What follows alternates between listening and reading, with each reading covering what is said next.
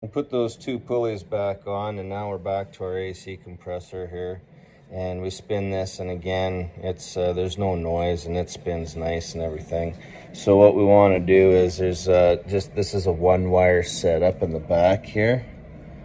There's the plug with the one wire that plugs into here, and so I just got an alligator clip inside there to get that terminal. And then I got it rigged up to this here wire to reach the battery positive.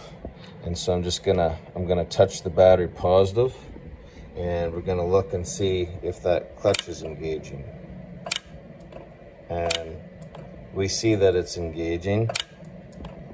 I don't know if it's engaging like say parallel all the way around. It kind of looks like it's kind of rocking there.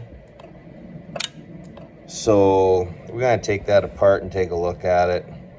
I really think that there's something wrong with the clutch here, where it's either it's stuck, engaged or something, or partially engaged, which is causing that squealing sound or that squeaky sound. And also too, it's not consistent, right? Like again, if it was one of these two, then we would hear that pretty steady, right?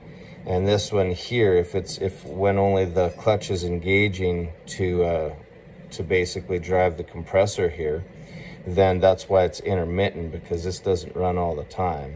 It'll engage and then it'll let off, engage and let off. So you might have that sound for a few minutes, and then it goes away and then it comes back. Front bolt on this thing is a 10 mil, so I put the 10 mil ratchet and socket on there, and then I'm just holding whatever material I can on the end of this clutch with the ratchet strap, so we can break that bolt free. Now you might be able to do that with an impact too, if you had an impact and a swivel and an extension to get above this and on there, and it might be enough velocity to crack that loose and spin it out. But so this is the method I'm using. I'm going to try and hang on to this with the strap wrench, and then I'm going to break that bolt loose and then take that out of there. Once you got that nut removed there, you should be able just to grab this and pull it out. And it looks like we got some splines there on the end of the shaft. That's how that's fastened on there. Next we have I'm just looking here for any kind of wear. Looks like there's a bit of a groove in there. Next we should be able to get this out of here, but I do believe there's a this here is some kind of wonky snap ring that we got to remove first, and then we should hopefully be able to pull this out. This is that snap ring that we took out, went around in this groove here on the shaft. Once we got that out, then we just pulled this assembly off of there. It was pretty sticky. It didn't want to come out.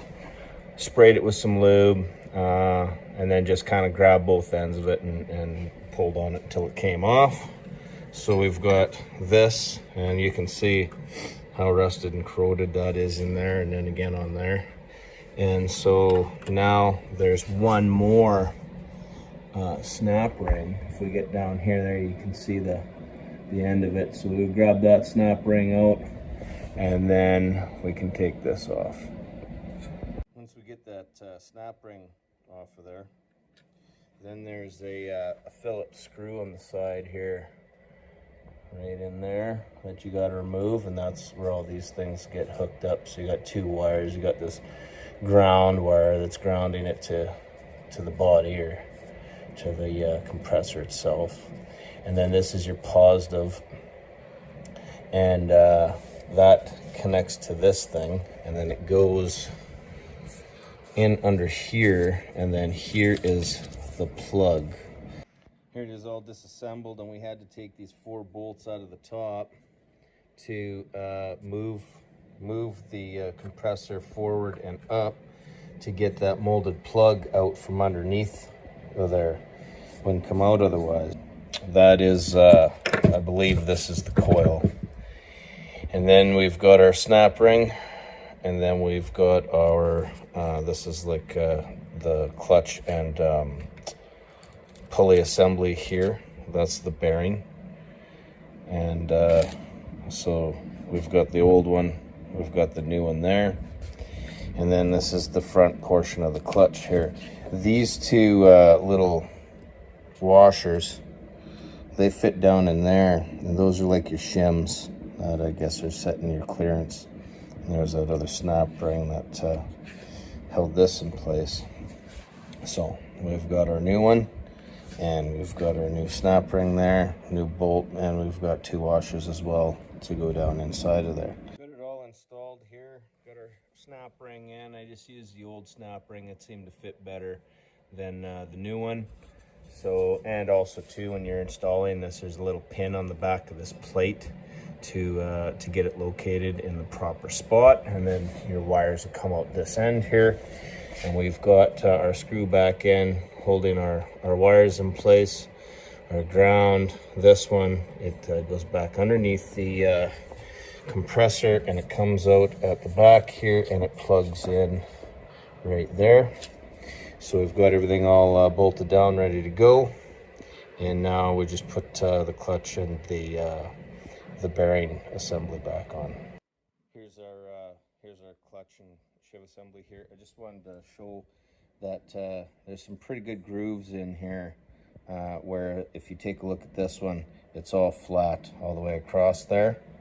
So I think that was probably part of the problem there. This thing probably wasn't engaging like kind of flat or parallel. It looked like it was kind of rocking. Might have been engaging closer in one spot than another. So when we put this one on here, it's all flat, true, and consistent all the way around. So we'll throw these two little shims that came with it, throw down in the bore there.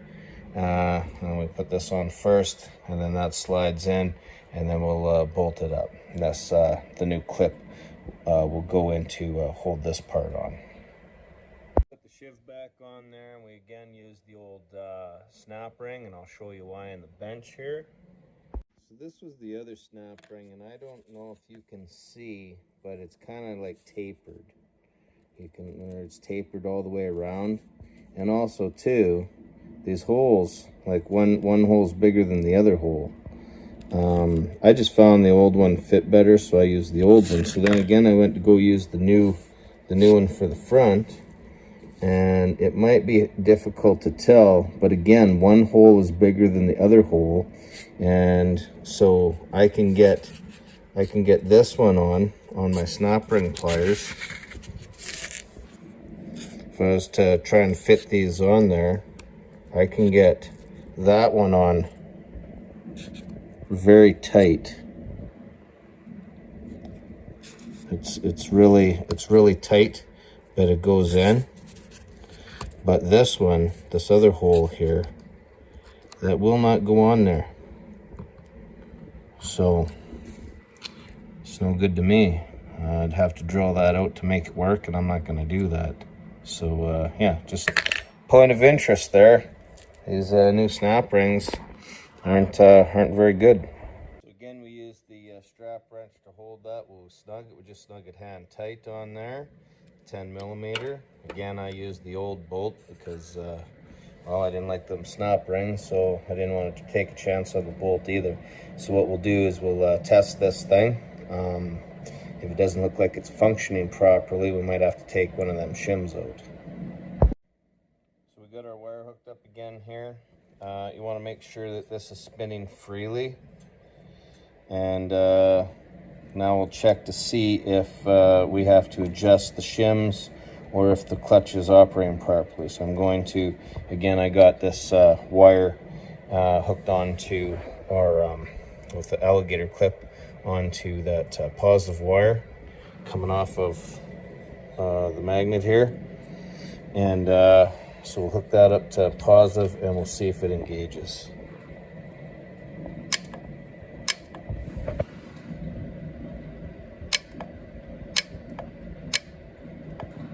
So I think that that proves that we're pretty good. We're spinning when it's not engaged. There's no rubbing, and when we hit the positive terminal on the battery there, it's engaging. So I'll try that.